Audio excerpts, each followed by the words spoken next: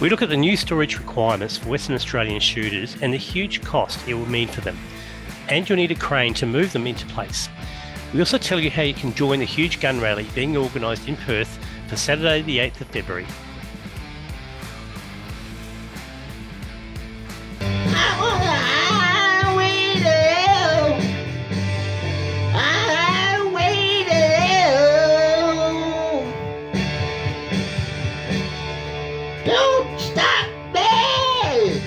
Welcome to the Go Use Australia podcast. It's the podcast for Australian shooters who just want the political interferers taken out of shooting.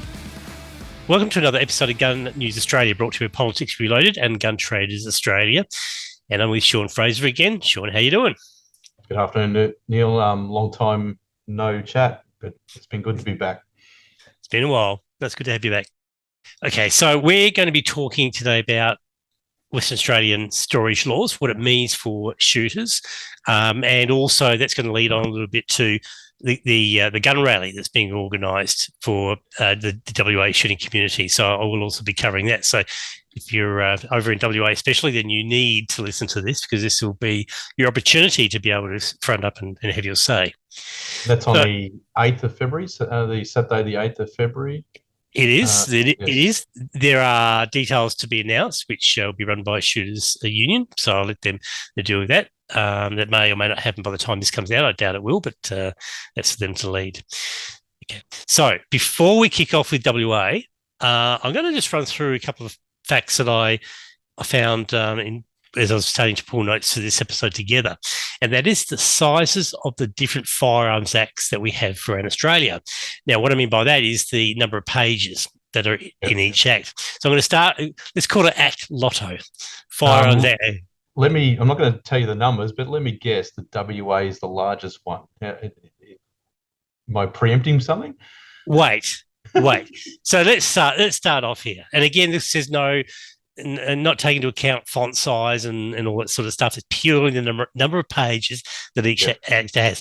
So it's at the bottom of the ladder is Tasmania with 77 pages. Okay, that's reasonable.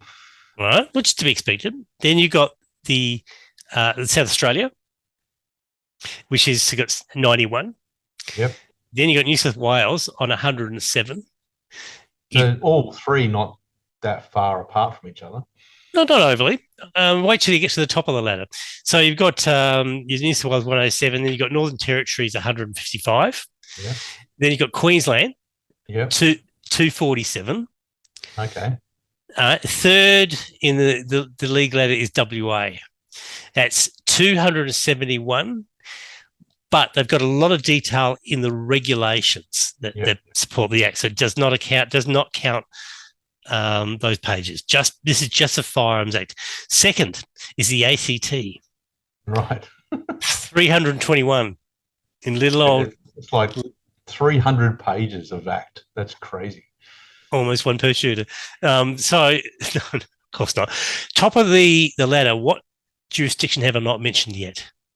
I've lost track. Give me a clue. Victoria. Oh, our favourite. 417. 417 pages. We go from 77, right, to 417. So, congratulations, Alan government. Like is there a page for? I don't know. Is there a page for each caliber or something? I don't know. Oh, that's crazy. A lot of it. There's a lot of definitions that they've spelled out in detail in that act. I just thought I'd just run through it as a little bit of fun. Okay. So we're now going to be talking about Western Australian storage. Now, as many shooters are aware, apart from the rewrite of the Act, and I'll show it in a minute, there's been basically a resetting of the storage requirements. Now, before I get into the actual details of who and what, let's have a look at what the new Act says. Now, this is not in the current Firearms Act because the current Firearms Act still is in play in part. The new Firearms Act will come into full effect in I think about March. So the new requirements, Section 304 of the new Firearms Act in WA talks about storing the compliant storage the definition of which we'll get onto in a minute, of a firearm or related thing. And Yeah, that's an issue. What the hell's I a related thing? I went through this in a podcast in, I think it was late 23. Yes. And that's up to the minister to decide what is a related thing. Is it a gun cleaning rod? Like, Is it, all this sort of stuff? So whatever a related thing is also going to be required to be put in these new safes. And have a look at the penalties for first offence, $5,000. that's so that is not that's not even an option. You know how when you've got options, you've got like if you've done an offence, you might have a broad range, like from a fine all the way up to prison term. There's not an option there. The first offence, black and white, $5,000. Yep, second offence, $12,000 and 12 months inside. That's Now, these may be maximums. I'm not quite sure how that'll work within this legislation. But if you live in Western Australia, guys and girls, that's what you're up against. Those sort of fines and potentially imprisonment by not complying with the new requirements. Okay, so that's first thing to note. Now, the second thing I'm going to do is pull up the storage table, which you've seen, and here it is. Now, what this is a matrix. Now, this actually has been updated slightly since. I'm not too sure exactly what the change is. I did have the file. I didn't bother to compare it, but this sets out what the new requirements for safes for Western Australian shooters will be. So we're looking, as you can see, the horizontal rows are category, so A or B at the top, and then you've got C, H, and E, and then you've got columns that fall under main headings of the number of firearms. So you're talking about up to 5 firearms, 6 to 15, and 16. And within each box, it talks about levels, and levels of safes actually in the print underneath, you'll see, and we'll come back to this in a second, but you'll see what it means. Now, important thing to note is that there is some grandfathering, so that if you have a compliant safe now, if you do not have any extra licenses, you can continue using what you have. However, in WA, if you buy an extra firearm, it's equivalent of getting an extra license. In the terminology is that it's a new license. So if you replace a firearm, you got 22 caliber, it goes on you. You got to replace it, even with the same firearm, same type of firearm. That's a new license. So that you then fall out of the grandfathering provision, and you have to get a new safe. So understand what this means, especially with that difference interstate versus Western Australia. Interstate, we have permits to acquire to get a firearm, and you register them. In WA, they don't do that. They license both the user and the firearm. So what they're saying is that if you get a new license, whether it's new gun or whatever it is, you fall into these requirements. So let's have a look at these in more detail, Sean, and then I'm going to let you do your bit, because we've had a few discussions about this. So what we're talking about here, as I said, in the top left corner, we're talking really here about the grandfathering of existing arrangements. We then talk right across the board about moving to a level 1 safe. And you can see here what a level 1 safe is. 3 mil steel body, 6 mil steel door. And then we'll move on to the others in a minute. But Sean, you just want to take us through what that means. Okay, so most firearm safes, which are, say, between $300 and, say, $1,500, what's called, they're measured, like Lockaway, for example, is a good example.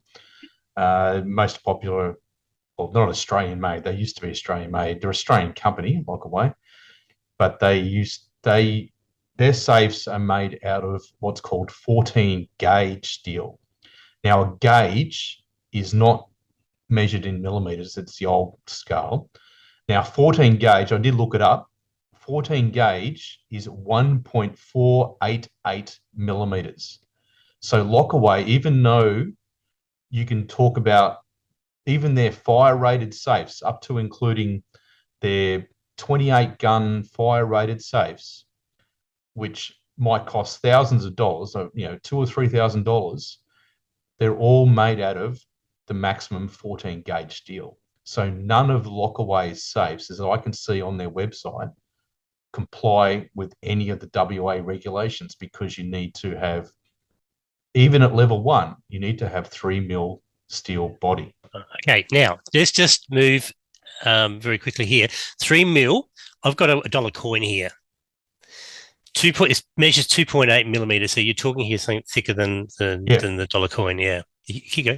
And obviously that your dollar coin is made of brass and copper, so that's not exactly steel. So you're not making a safe out of $5,000 coins, but because, and there are brands of safes on the market. For instance, I did look up one. There is Spiker, their CMI Basic Safe, which is if you look up on their website, it's called the Basic 3C CMI Safe. It has 3mm body. It looks like it's a 12 gun safe, 12 to 14 gun safe. It's it retails in Australia. This is Australian dollars, $2,971 in current. That's at today's price at the 5th of January, 2025. So we're talking about not even a large safe here, Neil. We're talking about probably a 12 gun safe with a 3mm door and a 3mm walls and a 6mm door. That's compliant for level 1, and that's $3,000. There are other companies, I'm sure, which do, like Spiker does have. For instance, I did find one, and Spiker does have one. They have Spiker, and also another company called Copperhead Armory. They have a 3mm steel body and a 6mm steel door, but they retail. They look like they're a freestanding 14 gun safe, and they start at $1,599. So that's not 15. That's 1,599. Yeah. Okay. Let's just rewind a little bit. So 6mm doors, which is what the new requirements are, roughly the thickness of your mobile phone. Yes. Slightly less, but that's obviously in steel. What about weight? How heavy are these? Weight. So let's go to the weights of, so that CME Basic 3C safe, that's 378 kilos, and that's only a 12 gun safe. So if you have say a traditional large 28 gun safe, which is going to meet these requirements, you're talking over 400 kilos. You've been talking about 4 guys lifting it up or hiring a crane. That's exactly what I was hoping you were going to say, because that's what it means. Throwing this on the back of a ute is not going to work. No. No. Not unless you got some pretty beefy friends. So if there's any Maoris who lives nearby, get them a slab. If you like this podcast, you can support the show by becoming a member of Politics Reloaded. Your support will help us get us interviews and information like this that shooters need to hear out to them. For more information, check out the show notes or go to politicsreloaded.com. Okay, so that's level 1. And that's just level 1, you're right. Well, that's just level 1, and it's also up to 5 firearms that we're talking about. Yep. If you move from 6 to 15, the requirements is then split between occupied or unoccupied, but the requirements will then include an alarm. Yes. And they haven't given us much detail of what that means. It'll be no doubt in the regs in fact, regs have been released, so I haven't gone through the details of alarm, but you move to more than 16 is then alarm safe plus alarm plus CCTV. Yeah. Okay. Now, we're then looking at category H, which was category H is already level 2. Any category H. 6mm walls, 10mm doors. Yeah. Now you can get. I've seen pistol safes. I've got one myself, which is a 10mm. I've had that for nearly 20 years, but it was a 10mm steel, then 50mm concrete, and then 10mm steel. So it was a jewelry safe. It was actually bought as a 500mm square jewelry safe, and that meets those requirements. But back 20 years ago, Neil, that safe was $1,800 20 years ago. So I'd hate to think what that kind of safe costs now. Yeah. The table also includes, for category H, if you've got more than 16, a grade 5 safe what the hell's a grade 5? I don't know, but it sounds horrible. And then we got category E. So basically, what that means for shooters out west is you're up for a lot of money. You're up for $3,000. Even if you have just five guns, you're up for $3,000 before crane hire. Yeah, exactly. If you need that, if you're unlucky, I'm just doing some searches now on the phone. I can't even find for level 2. Even Spiker, there are a couple of safes which Spiker sell, which meet level 1, i.e. 3mm doors, 3mm walls, 6mm door. I can't find a Spiker safe which has a 10mm door.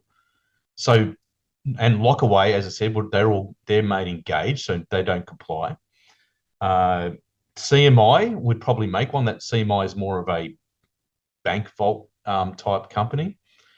I would hate to think what a 10mm door safe costs. And you're talking well over 400 kilos. Yeah, okay. All right. We'll come back to, I guess, the New Firearms Act and a few other things in a minute. I want to just move over now now we know that was Labor's laws. That's what they brought in. The Liberal Party over there, they sided with the government and they haven't spoken up about this at all.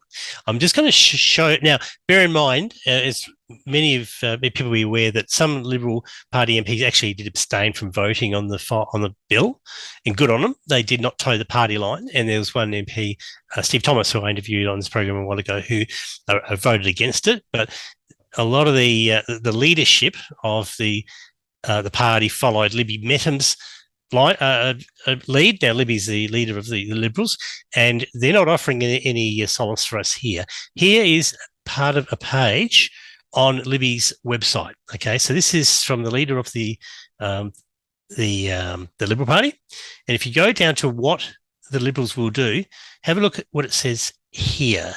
It's pretty clear. The Liberals will not repeal these laws. Bearing in mind the National Party has committed to repealing the laws. The Liberal Party is standing firm. So unless Liberals, because obviously for those who are unlucky enough to live in Western Australia, the election, when is it? Is it March? March. March. Yeah, so they've got their state election coming up in March. Mm. For those who are unlucky enough to live in, you've only got this. You've only got this election. If you vote back in the ALP, these laws will become enacted or fully enacted on, I believe it's the 31st of March.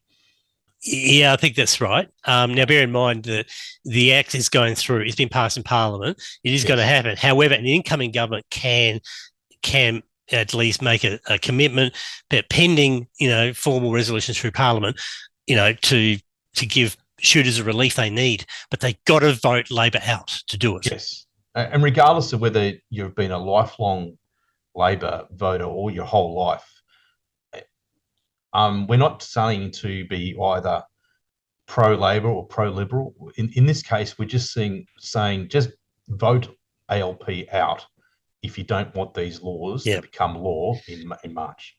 Yep. Now, quite a few observers will be aware that, hey, hang on, the Labor's got 53 seats in the lower house, and the coalition, not that there is a formal coalition, but the coalition's got, I think, 6, and you might think, well, how is that going to turn? I'll tell you how it's going to turn. If you look at the results from the last election, actually, this is based on the last election, but using the current boundaries. You can see here there's quite a lot of Labor seats on this side, on the left-hand side of this table, that could turn with not that much of a change in vote. The numbers over on the Liberal side aren't great, but bear in mind this result came out of the immediate post-COVID period where people were still scared. They wanted the borders shut. They re-elected the Labor government. That influence is gone. So, who knows what's going to happen? But what I'm suggesting, I think what you're saying too, is that there are a lot of Labor seats when you take that swing away, that COVID swing. If you get rid of that, a lot of these are in play. Yep, especially those seats around 3 to 6%. Yeah, they're easy within play, and that's before you take the swing away, the COVID swing. So I think that's an important thing for shooters to remember, that don't ever lose hope. You can, in fact, we saw with the Northern Territory election and even the Queensland state election, there were you had a change in government when in fact Yes. you had, I think, a majority Labor government at the time. Um, it's hard to see here how the numbers can swing around that much, but they can, and they do. So you're right. I mean, you got to vote properly and think before you vote. Don't just leave it to the last minute when you're under pressure. You got to get, paint the deck for, because your in-laws are coming around, sort of thing, and you vote on the Saturday afternoon, sort of 5:45. Don't do that. Get in early, vote early, post or whatever it is, and think about how you vote. And make sure you get your friends to do the same. Yeah, and your family. Yeah, and hopefully, look, yes, it's going to be a hard ask. There's 92,000 shooters in Western Australia that we know about. But however, that's not including their families, their friends, and especially shooters' partners. Often their partner will vote the way they do. So you can easily double, if not triple, those numbers. Whether I'm asking an impossible task, or all 92,000 change their vote, but let's hope for their own sakes they do. Yeah. Now, part of this is arguably not a one-term an election cycle fight for shooters. To really get things the way you want it, you're talking about many election cycles, which means it's a long time frame. But how many shooters do we know who hark back, like myself, to 96? Yeah. What happened? And that's nearly 30 years ago. Yeah, so exactly. if you think that 4 years is going to phase me, you're wrong, because I think shooters are pretty much, they're already in that mindset that, hey, I haven't forgiven or forgotten what happened in 96 or for some of the older hands in the 80s. When they had, I think, the Barry Ainsworth government in New South Wales that banned a few things and there were big marches. Don't worry, it won't go away. Now, the reason why I say that is because we need to certainly kick Labor. The Liberals haven't really earned their stripes yet. So my advice is that we're going after Labor now. The Liberals are next. If they don't change their tune, you might think, well, does that work? I'm going to play a clip that came out of the National Gun Conference. This is an excerpt from Tom Kenyon, who's the national CEO of the AAA. And his point absolutely says it. Now, he's saying this in the context of a different political fight that he had in a previous life, but the principle's the same. So listen to what he has to say. Because we thought it was more important that people got punished for what they did, and we took our chances with the next person. And we can always vote against that next person next time, right? That they're subject 4 years later to exactly the same consequences for their actions. So that's, any political players will know that, you're playing the ball here, not the man. Yeah. We're not telling lifelong ALP supporters whether to vote Liberal or Labor. We're just saying, in this case, if you don't want these laws to be enacted, you have no choice but to vote Labor out. Yep. Or get ready to fork out $3 or $4 grand for your safe. Or not only that, Neil, you've got the fact that the other parts of the legislation, you mean that most of Western Australia shooters have now been handing guns into the government for the last 6 months, because the caliber restrictions, the ridiculous caliber restrictions, totally arbitrary caliber restrictions, and the fact that if you are a farmer, you can only have 5 guns, and if you're a competition shooter, you can only have 10 guns. Yep. And if you're a hunter, you're trying to get a property letter, because that's another unique sort of Western Australian thing. You'll be lucky to find them now, because they're going to be limited, very limited in terms of how many can be issued per property and be based on the size. So you can bet your bottom dollar that the property letters will first of all go obviously to the land owner and their friends and family before they start making them available to people they don't know. There was one property in Western Australia which had 14,000 property letters under the old system, and I'm not saying that's a bad thing, good thing. That's their system. That's the system they had. That's the system that the Western Australia government created. So you can't blame shooters for literally complying with the law. That was the law at the time. But for those 14,000, I believe, nearly, you can only restrict it now to 5 property letters per or 5. I think it's over a certain acreage. I think you need to be over 50,000 acres in Western Australia before you're allowed up to 15 property letters per property. But most of the properties in WA are going to be restricted to just 5 property letters, not the 14,000 that currently one property in Western Australia has. So if Ben's got a couple of mates he drinks at the pub with, you bet your bottom dollar they'll get first pick. Yeah, exactly. And so what is that going to leave for you or me if we're WA? Nothing. Yeah, no, it's going to be a lot of people are going to struggle to get a property letter. Yeah. Okay. Now, this obviously is a Western Australian issue. It is definitely a national issue for other states, which are starting to see other things happen that follow something similar to Western Australia. And I'm going to point back to the Firearms Act that's been passed because, and this is for the benefit of those interstate, the objectives of the legislation are to do, all those things, make us all safe. And look at the last one. To facilitate a nationally consistent approach to the control of firearms. There is nothing nationally consistent with anything WA are doing at all.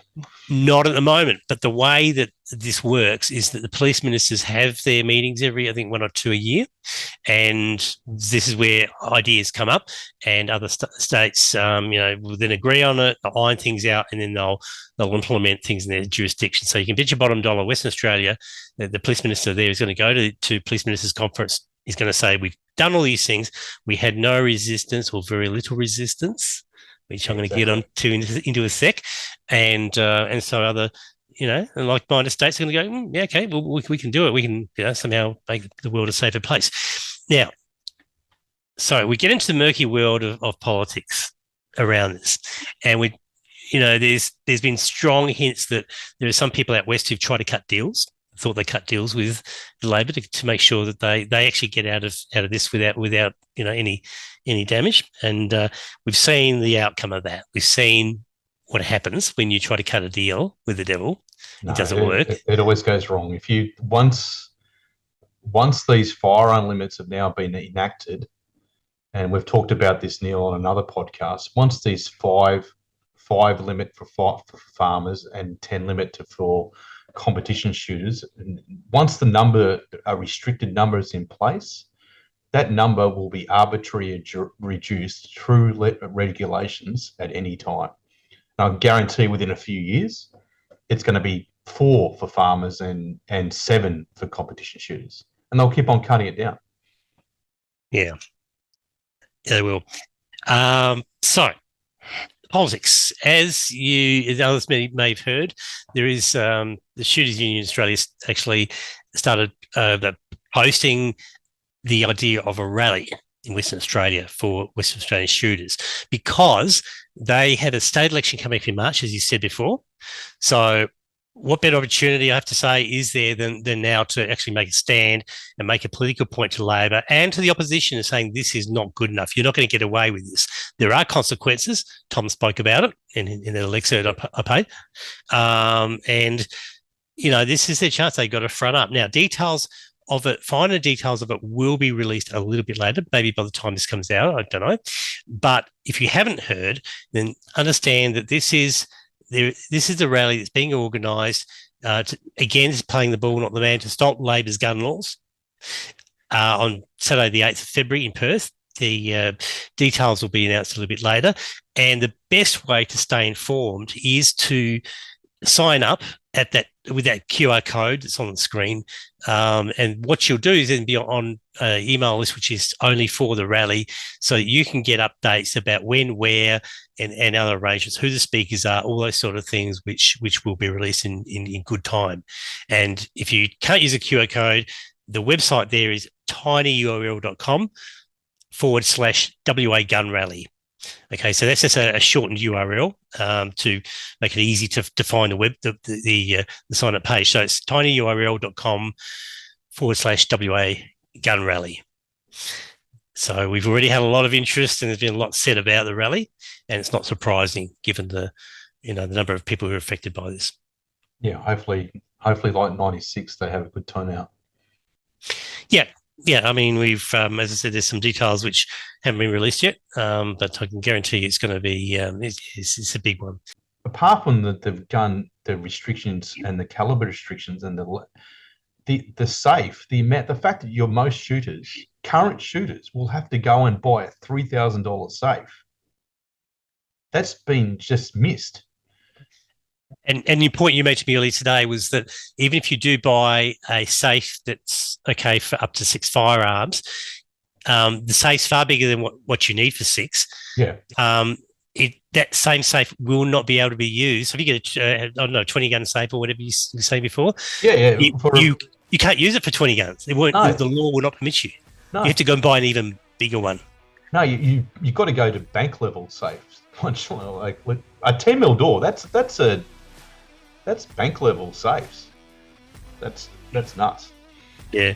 And also, just finally, before we close off here, the rally, just to be clear, for those who aren't aware, this rally idea came out of WA. It actually came out of conversations with some shooters who were actually frustrated that they weren't seeing anything like this happen. So Shooters Union, which is in WA, pretty much just took the idea and ran with it. And obviously others are helping out, but it is driven by WA. So I just want to be very clear about that. That's good. Okay. All right, Sean Fraser, thank you so much for that. We really appreciate your time. All right, you enjoy your Sunday afternoon. You doing any shooting this weekend, Neil? No, the club's closed. We've been painting. We had to rip out a whole lot of stuff near the firing point and then relay some other bits and pieces and paint it all. So I've still got paint on all my house. We had our first shoot of the year yesterday, so it was quite hot. It was over 30 degrees up here, so hats, sunscreen, and sunburn is the name of the game. Yeah. Okay. All right. Well, have a great year of shooting, and no doubt we'll be doing a few more of these. But I really appreciate your time. So thank you very much. Yep. See you now. I hope you enjoyed this episode of Gun News Australia.